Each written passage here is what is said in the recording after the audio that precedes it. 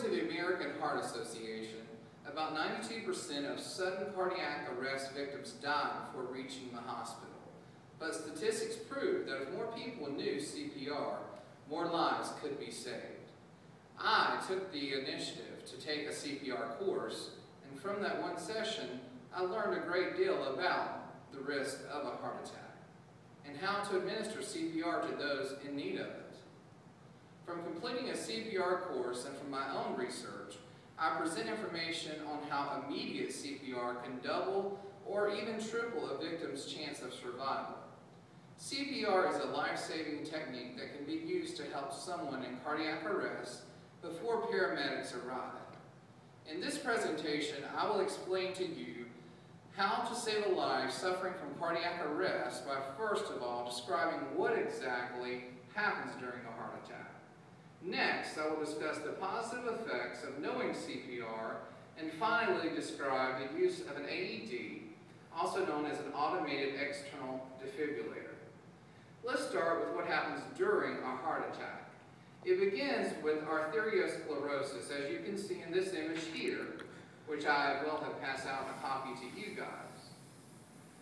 Arteriosclerosis is caused by narrowing and stiffening of the arteries due to fatty deposits accumulating in their walls.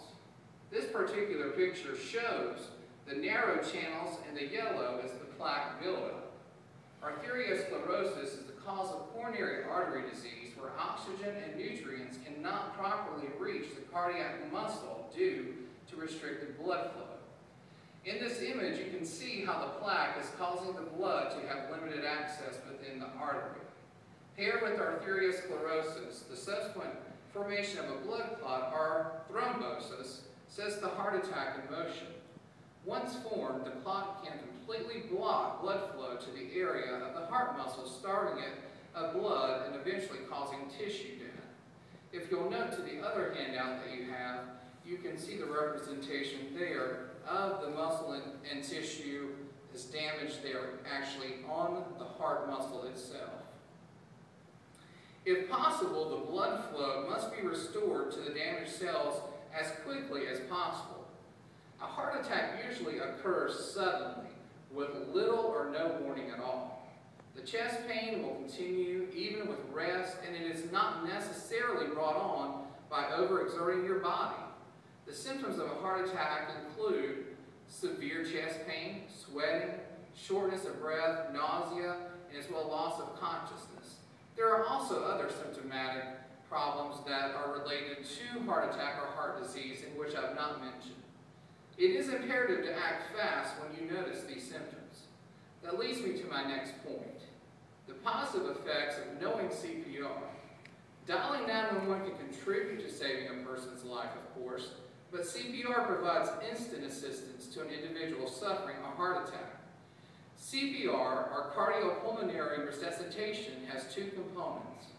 The first one would be rescue breathing, and chest compression being the second. Rescue breathing provides oxygen to the lungs by the air the CPR giver exhales, providing 15 to 16% oxygen. You normally inhale 20% oxygen, and your lungs remove about 5%, so your breaths provide more than enough to supply the needs of a victim. Chest compressions are then applied pumps to the chest from the giver's hand in an attempt to get the heart going at a steady rate again.